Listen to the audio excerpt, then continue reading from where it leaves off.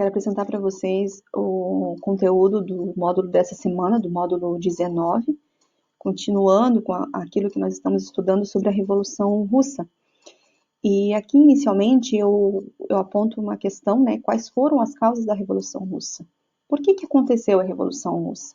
Então, para isso, eu apresento aqui a estrutura política, econômica e social da Rússia neste período, tá? Que antecedeu a Revolução aí, que foi em 1917. Então, é importante compreender como que era organizada o governo, a questão econômica e a sociedade russa nesse período.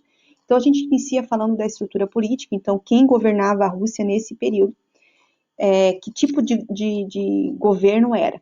Então, era um sistema de governo absolutista, monárquico, então, havia aqui um imperador, né? Absolutismo significa que o governo era extremamente autoritário, né? Então, é um poder soberano, absoluto, e estava na mão do czar Nicolau II, tá? Aqui da dinastia Romanov. E ele possuía amplos poderes, como eu falei, né? Por ser um absolutismo monárquico, então ele tinha um sistema de governo extremamente autoritário. Tá? Então o governo estava ainda dentro desse sistema, em pleno século XX, um sistema absolutista monárquico dentro da Rússia. Quando se fala de estrutura econômica, como que estava a Rússia economicamente nesse período? Ela era considerada um país pobre, tá? Com uma economia atrasada. Ela até vai sofrer aí uns avanços industriais, incentivos industriais, mas não vai ter um grande impacto, tá? Ela ainda é, no século XIX, completamente agrária, né, e arcaica, que significa antiga, né? Então, ainda no sistema agrícola, em vista dos outros países europeus industrializados, extremamente industrializados, aqui ainda nascia aí um início, na verdade, da industrialização, que não teve tanto impacto, então. E, claro que com o incentivo ainda do Nicolau, por conta da industrialização, oferecia muitas vantagens aí para os empresários franceses e ingleses, que à custa dos operários recebiam aí grandes retorno financeiro, mas pagando salário miserável, né, para os trabalhadores dessas fábricas. Muito bem. Agora, falando em estrutura social, né, 85% da população russa, ela era formada por camponeses, então as pessoas trabalhavam no campo, né, grande parte dessa sociedade. Então essa população, ela vivia na pobreza, sujeita a doença e fome, então a gente vê que havia um descaso com essa população, vivia à margem dessa sociedade, né, vivendo numa sociedade injusta e desigual. Porque havia outros grupos que tinham privilégios, certo? É fato isso. Então, aqui a gente vê que tem a exploração desses camponeses, que era a sua maioria, e aí os operários também, que trabalhavam já nessas fábricas, que também eram explorados na sua força de trabalho.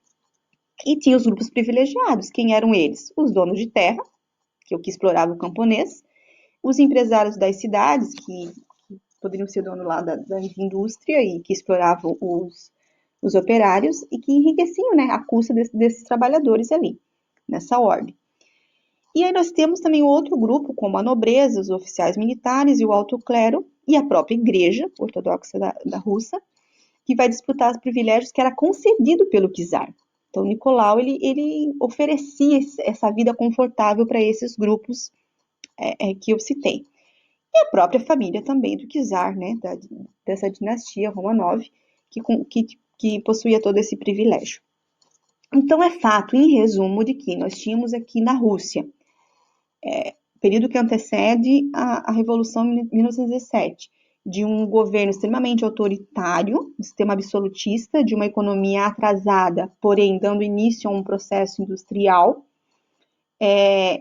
onde a sociedade praticamente explorada, né, esquecida, menosprezada, focando para os operários e para os camponeses, e aí a gente vê então os problemas que a Rússia começa a apresentar. Por isso que aqui a proposta da atividade seguinte é que vocês façam uma pirâmide, a pirâmide está aqui, que vocês coloquem os grupos sociais que eu apresentei ali. Quem que viria no topo da pirâmide? Quem são os mais privilegiados? Então vocês podem colocar aqui nessa ordem, não esquecendo que na base da pirâmide está os grupos que eram então explorados nessa sociedade, como operários e camponeses. Então sejam criativos, né? E façam essa atividade. E por fim, eu retomo a imagem da aula passada, do módulo 18, sobre a imagem do Domingo Sangrento, que foi um fato que acontece em 1905 e considerado um ensaio para a Revolução, né, em 1917. Então, a proposta é que vocês lá no livro, na página 29, leiam o que foi o Domingo Sangrento e escrevam aqui para que vocês possam posteriormente estar compreendendo a relação do Domingo Sangrento com a Revolução Russa. Ok, pessoal? Espero que vocês tenham entendido, né? E eu desejo uma boa aula aí para vocês, ok?